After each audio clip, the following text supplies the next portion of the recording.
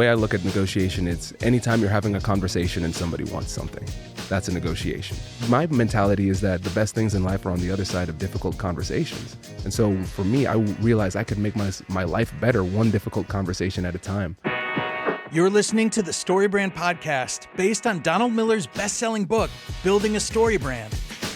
The Story Brand framework is made up of 7 key elements, all of them anchored in one powerful idea. Your customer is the hero, and you are their guide. Each week on the podcast, you'll get exactly what you need to craft clear messaging that connects with more customers and grows your business. Now let's dive in with your host, Donald Miller.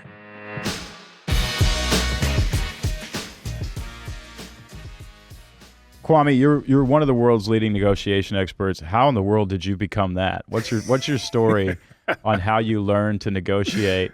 And I'm also curious, in the same vein, how did you learn to love it? Because in order to write books on these subjects and teach on this subject, it wasn't just you were good at it.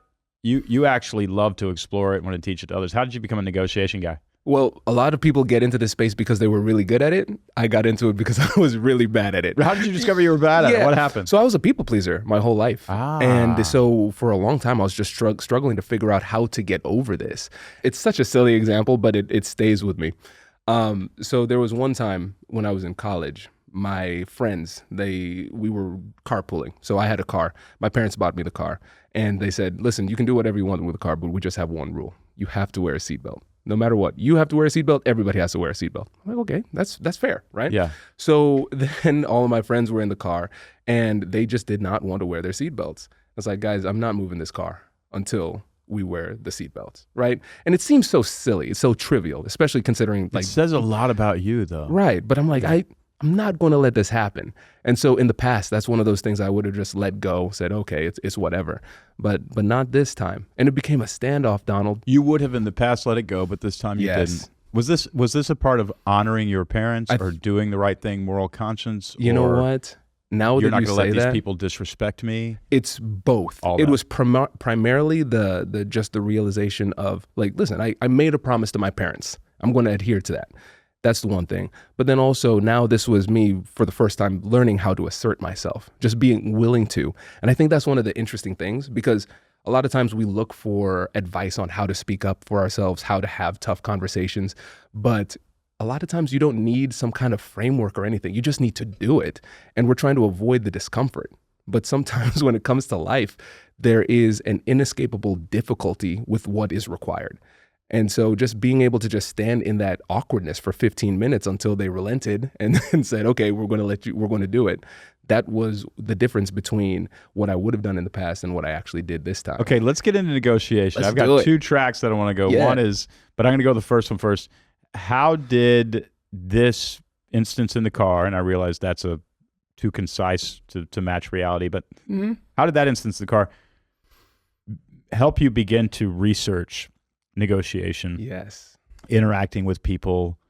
You know, I don't want to say getting what you want, because to me that's not really what negotiation is about. Negotiation is about conflict management and progress management. Mm-hmm.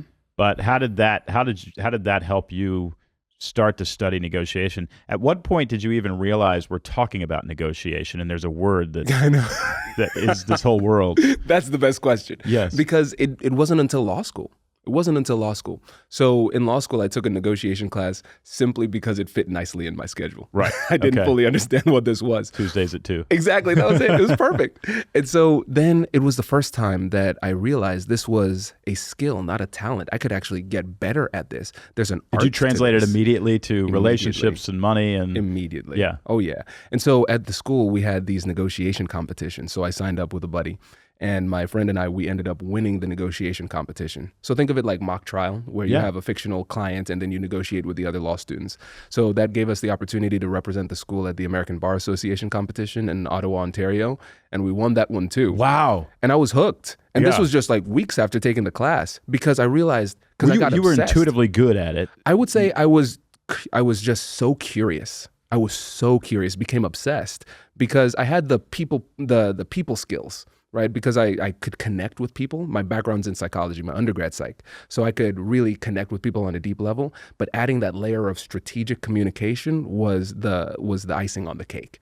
And so for me, I was just obsessed about learning how to do it, practicing and getting better, because every time I did it, it was a vote of confidence for the man that I ultimately want to become.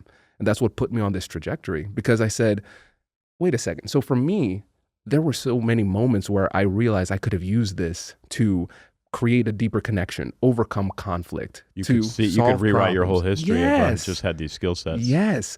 And so my mentality is that the best things in life are on the other side of difficult conversations. And so for me, I realized I could make my life better one difficult conversation at a time.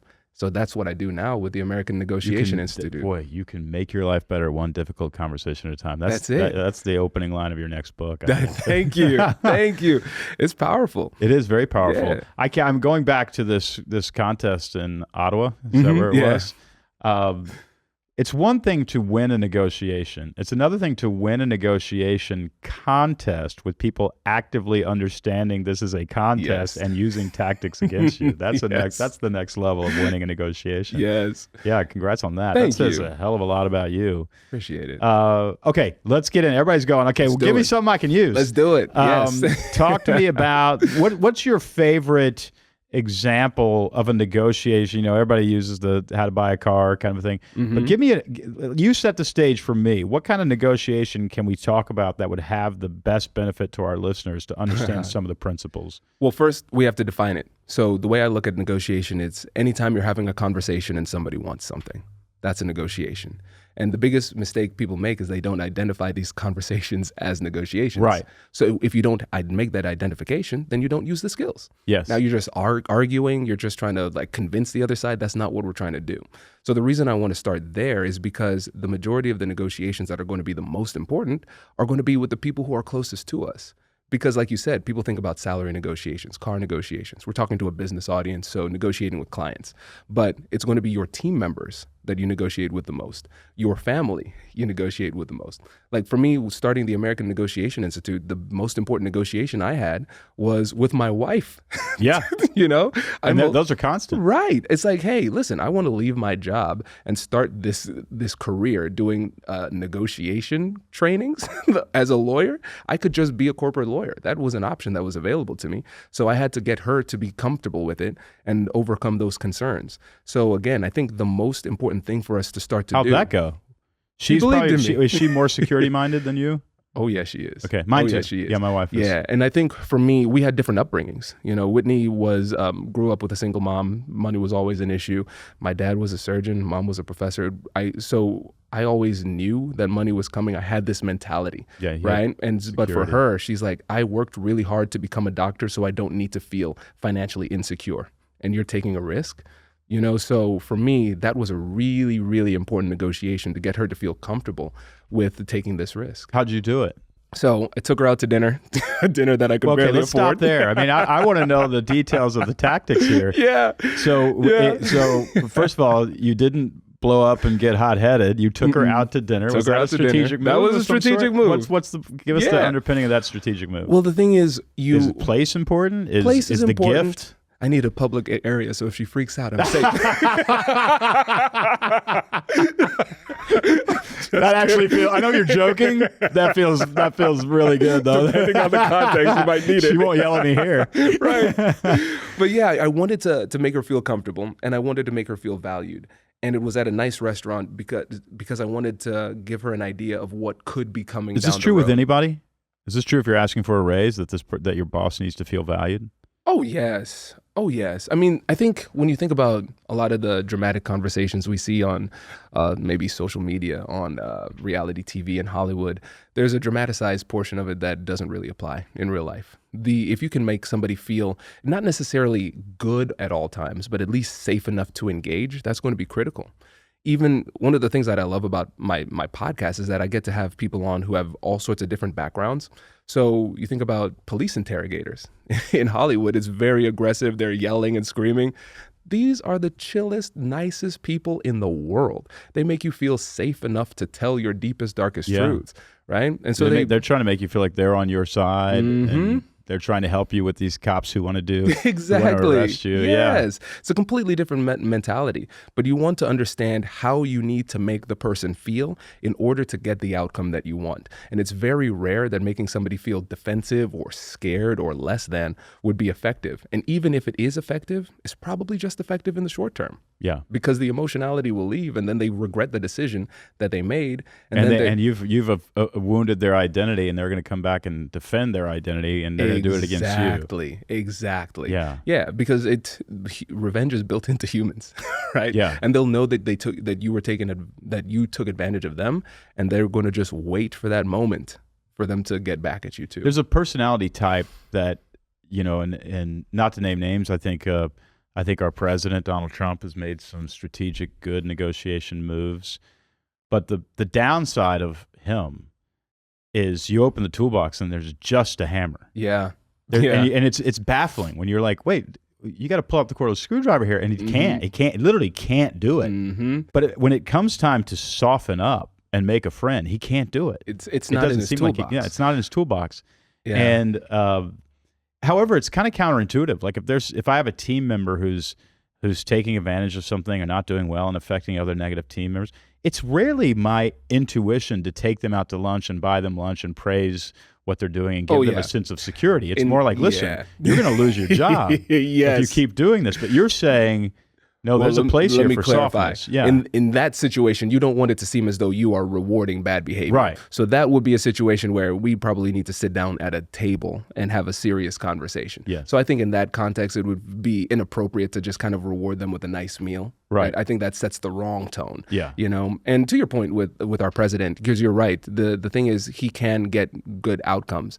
I did a whole breakdown on his negotiation. Short term, though. Short. That's the thing, because he more so than any other modern negotiator has an acute understanding of power and leverage. He speaks the language of power better than any president that I can think of. Mm-hmm. Certainly in my lifetime. Yeah. And probably in the history of the office. And he speaks it directly too. He's great with autocrats. Yeah. He understands them. Now, here's the thing though. The thing is, with utilizing power and leverage alone without focusing on the relationship, the only thing that keeps the person in that position is the power and leverage that you have. Right. And as soon as you lose it, everybody's heads are going to roll. That's it. Power is dynamic, not static. It always shifts. Yeah. And so the thing is, I believe he will be able to get a number of short-term wins, and those short-term wins might last 2, 3, 4, maybe even 10 years. But the thing is, the world shifts eventually. And they remember. And the thing is, even though he might be gone, the key issue is trust. So it's not, can I trust Donald Trump? Can I trust America? And I think the level of trust that people can have in us globally, it's going to diminish because of this. So there will be some gains, but the question is, how will it affect us long term? Yeah. Okay, so you take her out to eat. Yes. So I took her out to eat, and How'd you open the conversation? Did you lead or did you? Yeah, I let her know that this is what I wanted to do. This was my vision, and how I was going to do it. So I said, listen, I understand that it's going to take some time to build this up. And so what I'm going to do is I'm going to leave the policy research institute that I was at, and I'm going to start my own law practice. I'm going to build up the law practice. Start a law firm. Mm-hmm. Yeah, so I was practicing law, working with entrepreneurs, and negotiating contracts, things like that. And so I was building that up while I was building the brand of the American Negotiation Institute. So started with the podcast because I realized that thought leadership was going to be the catalyst to building up this skill.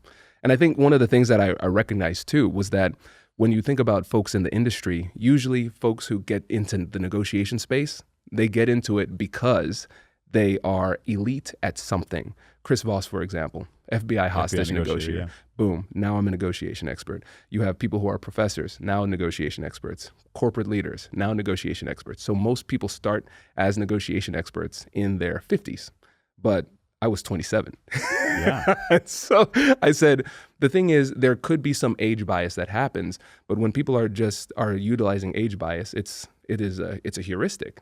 It's a shortcut to competence. Can you do that which you say you can do? And so what I needed to do was create a story and demonstrate through thought leadership that I can do that. And that's what the podcast was. And then I discovered this other podcast that was really, really helpful. It was called story brand. Yeah, that's what it's called. Yeah. And I realized, okay, I need to really make this story so people could understand how I got here and how I could help. I want to go back because this is a little bit of a recurring theme in our conversation. You're at dinner with your wife. There's something that you want. You want to start a bit of a risky move. Yes. For her, she's high security.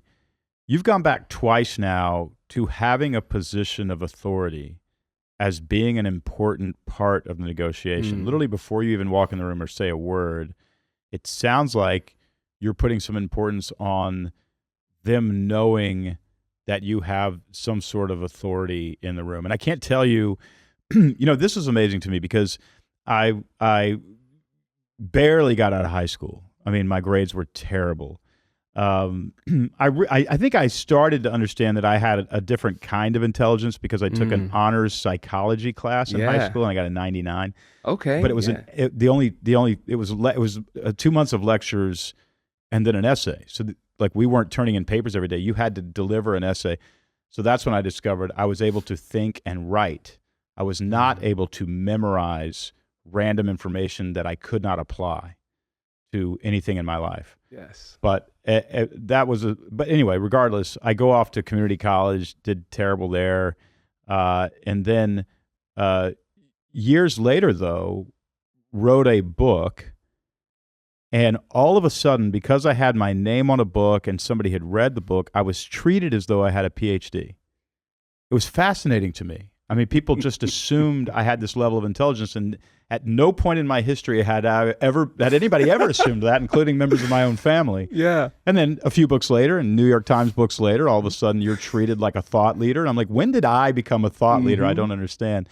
But it's interesting how much people would pay me $10,000 to be on a stage. The same guy could have been on that stage the year before without the book, and he would have had to do it for free. Yeah. And now you're paying me $10,000. There is something to this idea of being known before you walk in the room, people having spent time with you, having had their minds changed or developed because of what you read, that gives you leverage in the conversation itself. And by leverage, I really mean greater impact and greater acceptance of what you're actually saying. Yes. How important is that in a negotiation?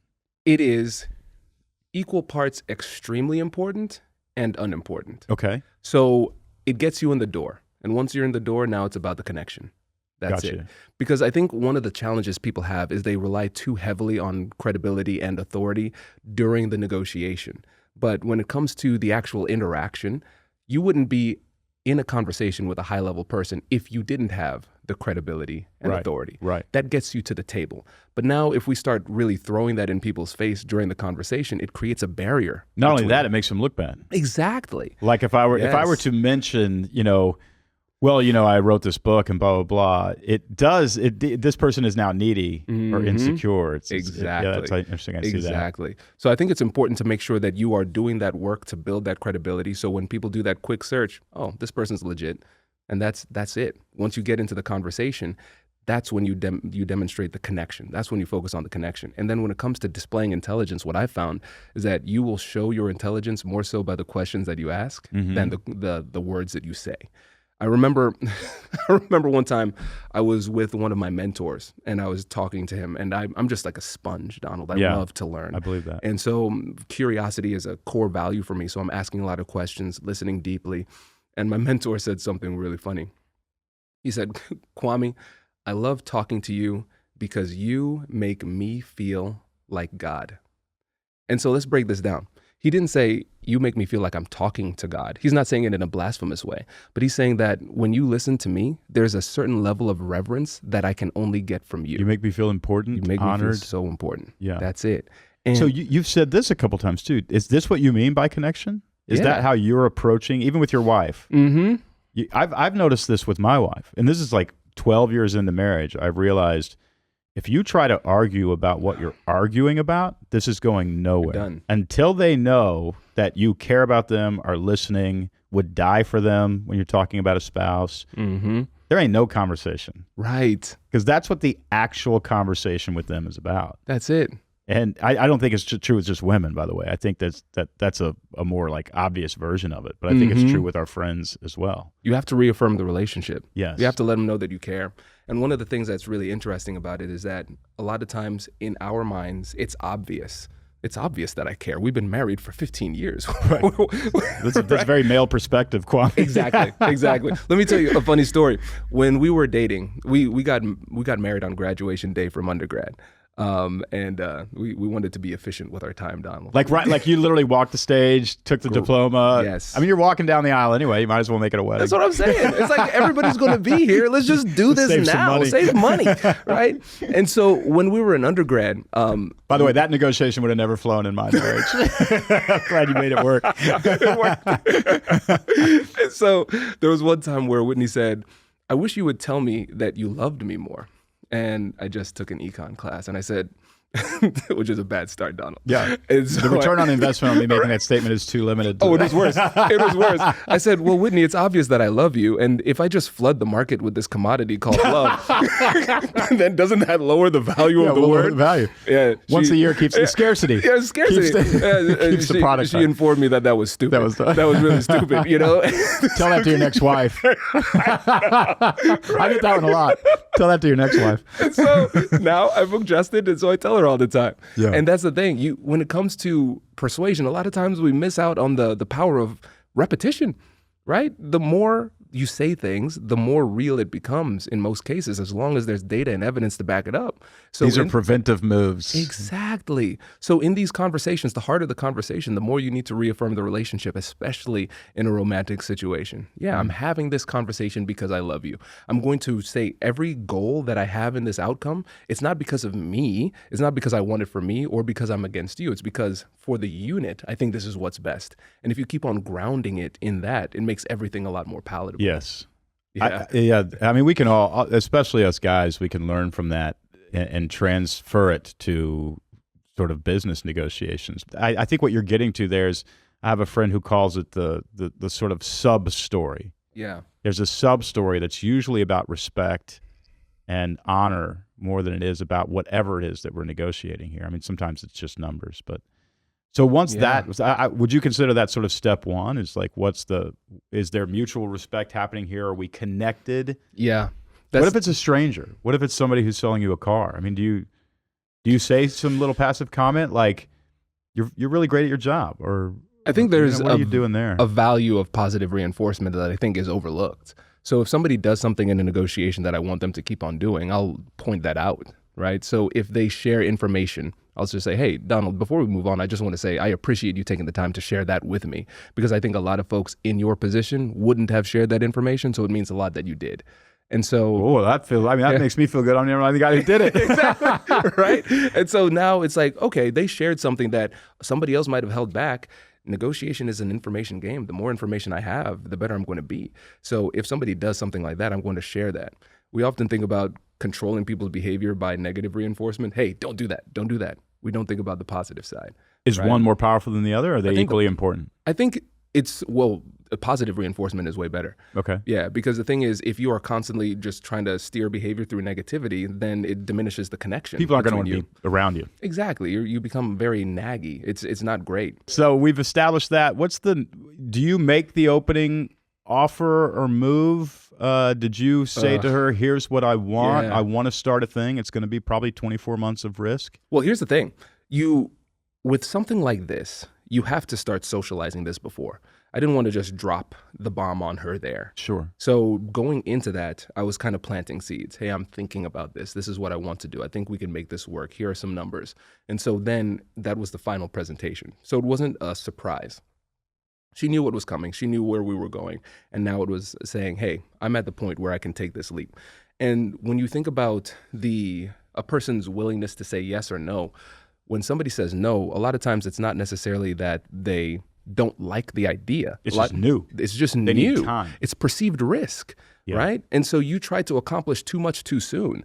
There may have been nobody on the planet who was able to accomplish that goal that you set for yourself in that conversation, because you tried to accomplish too much Too soon. So a lot of the things that we do, one of the biggest mistakes people make is that they just try to drop the bomb on somebody in that moment when the real persuasive process probably should have started 3 to 6 months earlier. Starting asking, hey, what do you think about this? What are your main concerns about this? Hearing those concerns, adjusting your strategy to take those concerns into consideration. Hey, hypothetically, based on what you said in our last conversation, what if we did this? So let me translate this. There's so much here. Yeah. It seems like rapport and respect are kind of the foundation of everything. That's agenda number one. Yeah. Seeding the idea and creating a bit of familiarity with the idea even before you pitch is important. So let's say I've got a company and I'm not interested in selling my company. So this is just, but let's say that I was just with a guy over the weekend who bought and sold 100 companies. And if I wanted to sell my company, I might call a strategic and say, can we get lunch? I wanted to get lunch because I noticed you own several companies that kind of look like mine, and I have enormous respect for what you've done with them. I've seen them grow. And I want to know how you did that. And somewhere in that conversation, I might say, at some point I'd like to take some chips off the table myself. Here's what my company looks like. Here are the numbers. What position, what are my next 5 moves to making it more attractive to a person like you?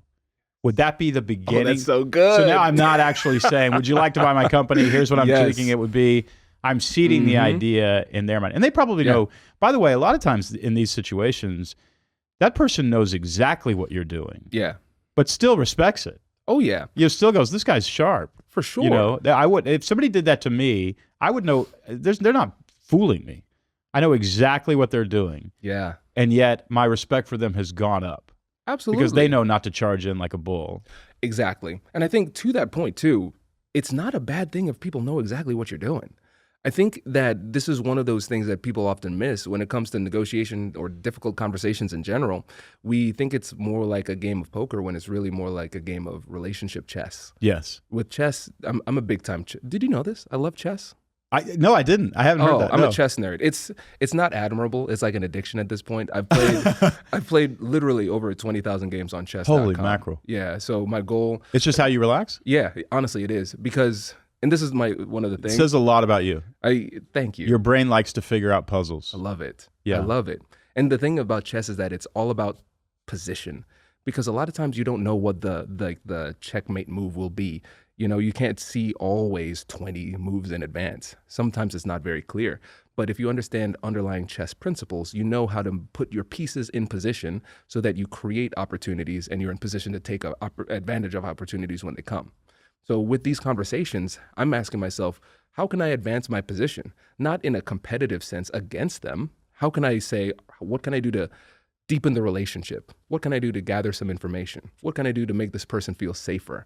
What can I do to plant a seed for a future conversation? Not really knowing where this thing is going to go. Exactly. How important is that the way this thing is going to end up maintain some sort of fluidity in your mind? For example, like if I were trying to sell my company and my friend has a SaaS company and got 9x on top line, and I have a service company that at best is going to get 4 on EBITDA, that I don't have a 9x top line in my mind. Exactly. Yes. You know what I mean? Like how important is sort of a fluid, this can go a bunch of different ways that could all be good. Yeah, I always play for optionality. Okay. Because I think if we get too Another concrete. principle there, play for optionality. Yes. If we get too concrete too soon, we eliminate other options. Because the thing is, I don't know about you, Donald, I can't predict the future. I can't. Right. But I can understand positionally what are some things that would make me put me in a good position for that hypothetical future. So for instance, growing your audience is always going to be the right answer. Creating more relationships is always going to be the right answer. If you want to have a potential exit, having more relationships with people who buy businesses is going to be the right answer. We don't know what the right outcome will be in 1, 2, or 3 years, but we can be relatively certain about some moves we can make to advance our position so we can have optionality down the road. Right. Yeah. Well, that's really good. Okay, so you have seeded the idea with your wife. Yeah. You've established rapport. You have seeded the idea. Now you are coming to the table to close the deal. Mm-hmm. And I think a lot of people would listen to this and say, hey, these guys are talking about manipulating their spouse. I view this as respect. 100%. I really do. This is how, and with my team, this is how I like to be treated. Yes. You know, I like to be treated like this just feels like you're respecting me. I know what you want. You want a raise, you want a promotion, or you want that position because you see it opening up. And this person is negotiating their way through that very, very well. That's it. You know? And here's the thing. We have to address the distinction between persuasion and manipulation, because everything that I do is ethical persuasion. My playbook is very open. Everybody knows what I'm doing, right? Yeah, you put it in a book. Yeah, exactly. Literally in books, right? And the difference between persuasion and manipulation is the respect that you give it to the other person to make a decision that's in their best interest. Okay. So manipulation and persuasion, they will often play off the same psychological principles. But with manipulation, you are withholding information that the person needs to make a good decision. Got it. And oftentimes allowing them to make a bad decision that is at their expense. And you for your own don't do that. benefits. That's do a no-no. not. Because that will cost you in the long run. Yeah. And could cost you in the short game. 100%. They're going to figure that out. Yeah. And so for me, I have a couple of things that I keep in mind. So first, as a lawyer, the rules of professional conduct, I'm never losing my license, Donald. Yeah. I work too hard to get that. Yeah. But I think you have to have something that's a little bit more concrete day to day. So when I'm having these tough conversations, I pretend that my mom, my dad, my grandparents, all of the people that I respect, they're watching me. They know what I'm doing. And the question is, would they be proud? Wow. That's it. And if the answer is no, I can't do it. Because there are opportunities, especially with the skills that I have. I know there are opportunities where I can get somebody to do something that would not be in their best interest, but in mine. But I can't allow myself to do that. I remember there was one time, there was somebody who was a software engineer who was starting their own company, and they wanted to get started with a project with me. And they quoted me a price that was well below industry average, well below. And so he quoted me the price, and I said, I cannot in good conscience accept this. I can't allow you to give me a price at that level, because two things will happen. First of all, like, I respect you, so let's just put that as one of the things. But if I were to do this, number one, at some point you'll figure out that you could have charged way more. You'd feel as though I took advantage of you, and that would cause a rift in the relationship. Number two, you might come to the same conclusion, hey, I undercharged this, and now you're going to put in a level of effort that is commensurate with the charge that you, right? And it doesn't work for me. And so there are times where I know that I could push forward and get something, but because of the impact it would have on the other person, I recognize that it goes from persuasion to manipulation, and I just, on principle, can't allow that to happen.